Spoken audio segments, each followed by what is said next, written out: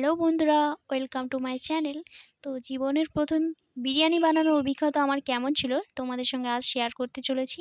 তো আলুতে নুন আর জাফরান দিয়ে সিদ্ধ করতে দিলাম কিছুটা জল দিয়ে। তারপরে চিকেনটা ম্যারিনেশন করার জন্য পরিমাণ মতো ঝাল হলুদের গুঁড়ো, নুন, বিরিয়ানি মশলা, কাশ্মীরি রেড চিলি পাউডার, গরম মশলার গুঁড়ো, লেবু আর টমেটো সস দিয়ে 10 মিনিটের জন্য ম্যারিনেশন করতে দিলাম। তারপর একটা কড়াতে হালকাভাবে তেল গরম হয়ে যাওয়ার পরে পেঁয়াজ দিয়ে দিলাম ব্রাউন হওয়ার জন্য। আর একটা কড়াতে আমি কিছুটা পরিমাণ তেল দিলাম সিদ্ধ করা আলুটা ভেজে নেওয়ার জন্য। তারপর এদিকে পেঁয়াজটা ব্রাউন হয়ে গেলে ম্যারিনেট করা চিকেনগুলো দিয়ে দিলাম কষানোর জন্য। হালকা হালকা জল দিয়ে কন্টিনিউ কষাতে হবে। তারপরে পরিমাণ মতো জল দিয়ে কিছুক্ষণ ঢেকে রাখলাম। তারপর কিছুক্ষণ পরে ঢাকনা খুলে টেস্ট করে দেখলাম একটু কাঁচা ছিল। তো এতে পরিমাণ মতো ঝালের গুঁড়ো আর নুন দিয়ে ঢেকে রাখলাম আবার। তারপরে চাল নিয়ে নিলাম, পরিষ্কার করে ধুয়ে নিলাম। তারপর একটা পাত্রে জল, নুন, গোলাপ জল, কেওড়া জল, 1 চিবি তেল, গোটা গরম মশলা, আতর আর তেজপাতা দিয়ে গরম করতে দিলাম। এদিকে দেখো আমাদের মাংস রেডি হয়ে গেছে।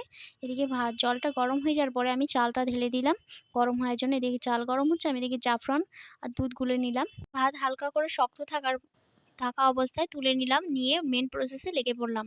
তো গাইস, এটা আমার ফার্স্ট ব্লগ। যদি ভালো লেগে থাকে অবশ্যই লাইক, শেয়ার, সাবস্ক্রাইব করবে এবং কমেন্ট অবশ্যই করবেন।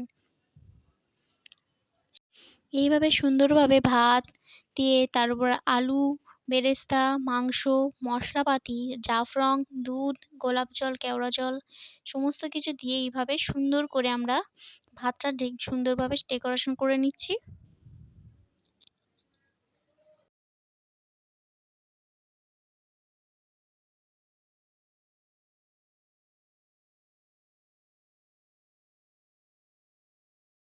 অবশেষে সবকিছু রেডি হওয়ার পরে ওপরে যেটুকু বাকি ছিল সবকিছু দিয়ে ভালোভাবে ঢেকে হালকা মিডিয়াম আঁচে দিয়ে কিছুক্ষণ ভাপ নেওয়ার জন্য রেখে দিলাম।